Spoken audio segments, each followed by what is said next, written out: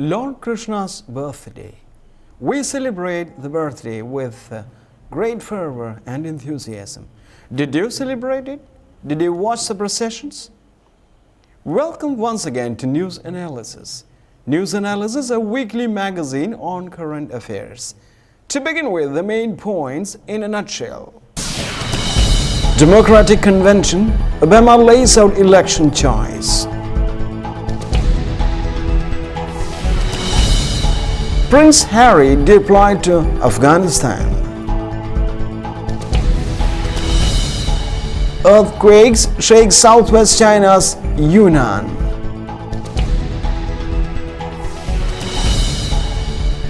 Bomb explosions in Damascus kills at least 5.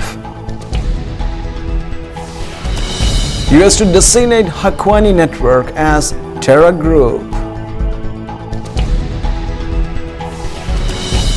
Canada closes Iranian embassy and kicks out diplomats. Now the news in detail. Democratic Convention, Obama lays out election choice. US President Barack Obama has told voters they face generational choice in November's election as he accepted the nomination of the Democratic Party. He highlighted the differences between his aims and Republican policies and reprised his 2008 theme of hope. I never said this journey would be easy, and I won't promise that now, Mr. Obama told the Democratic Convention. Republican Mitt Romney is challenging Mr. Obama for the White House with polls showing tight race. The two rivals now face 2 months of campaigning before US voters go to the polls on 6 November. Mr. Obama told delegates in the hall and voters watching at home that nation's problems had built up over decades and could not be fixed in a flash. But when you pick up the ballot to vote, you will face the clearest choice of any time in a generation. Over the next few years, big decisions will be made in Washington on jobs and the economy, taxes and deficit, energy and education, war and peace. Decisions that will have a huge impact on our lives and our children's lives for decades to come, he said. Venue change Mr. Obama took to the stage not in huge arena in downtown Charlotte, North Carolina, as organizers had hoped, but inside the convention center after Thursday's speech was moved because of weather concerns. We have not found any serious economic study that says Governor Romney's economic plan would actually create jobs. Until today, I've got to be honest. Today, we found out there's a new study out by nonpartisan economists that says Governor Romney's economic plan would in fact create 800,000 jobs. There's only one problem. The jobs wouldn't be in America. They would not be in America.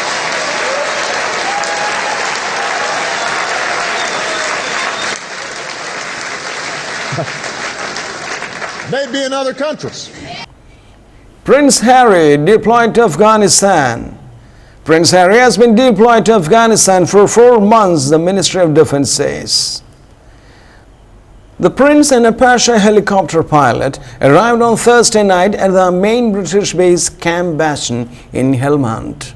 The 27-year-old, who is third in line to the throne, will take part in combat missions against the Taliban. It is his second Afghanistan deployment. He spent 10 weeks in Helmand province in 2007-8, but was pulled out after media reported his secret deployment. Captain Wales, as he is known in the military, arrived as part of the 100-strong 662 Squadron 3rd Regiment Army Air Corps. Royal Navy Captain Jack Gordon, commander of the Joint Aviation Group, said Captain Wales, with his previous experience as forward air controller on operations, will be a useful asset. He will be in a difficult and demanding job, and as that, he be left to get on with his duties and allowed to focus on delivering support to the coalition troops on the ground. Dropping bombs, Prince Harry is the first member of the royal family to see active combat since his uncle Prince Andrew fought in the Falklands War. The prince, who turns 28 next week, qualified as an Apache helicopter pilot in February this year after 18 months of rigorous training in the UK and the US. The military of defense regard the threat to Apache aircraft and crew in Afghanistan as low. The Taliban claimed to have brought down an Apache in Afghanistan, but the British have never lost an Apache anywhere from a total of 67, despite 2 minor crashes. The Apache attack helicopter is designed to hunt and destroy tanks and is equipped with rockets, missiles, and an automatic cannon. During his previous deployment, Harry was forward air controller directing planes dropping bombs on Taliban positions in Helmand province. The Ministry of Defense, which had agreed a news blackout with British media, believed that the risk to the prince was too great after Australian and US media revealed details of his deployment. Then he was part of the ground forces calling in air strikes against enemy positions. He was disappointed to be withdrawn and determined to return to frontline combat. In April, the prince suggested it would be pointless to train a helicopter pilot if he never served. I'd just be taking up a spare place for somebody else if they didn't have me going out on the job, he said at the time. Together with his colleagues in the squadron, he'll be in a difficult and demanding job, and I ask that he be left to get on with his duties and allowed to focus on delivering support to the coalition troops on the ground. Earthquakes shake southwest China's Yunnan. A series of earthquakes has hit southwest China, leaving at least 64 people dead and 715 injured, state-run media say.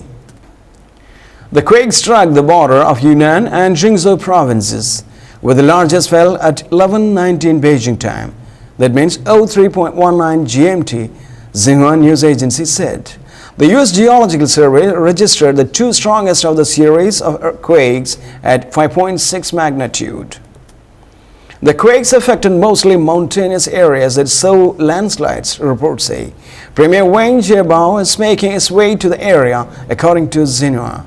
Zhang Junwei, a spokesman for the Yunnan Seismological Bureau, told the Associated Press AP agency that most of the deaths were from Yunnan's Yilan County.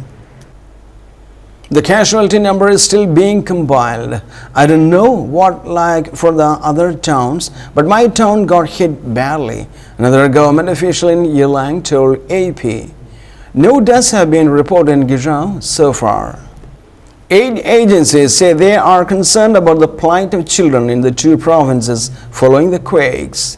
We are especially worried about those who may have been separated from their parents, as more aftershocks are expected to hit the area, Save the Children in China County Director Pia Mare said. The death toll may rise further, especially in areas affected by landslides, Zeno says. Roads are blocked and rescues have to climb the mountains to reach the hard-hit villages. Lei Fuchun, head of Yunnan's Lozhong town, was quoted as saying. 后来的水，我刚好坐了下就起来，走了2步就发生了，马上就在我的地板就那个墙倒了，倒下来马上就3个人都压到下边了。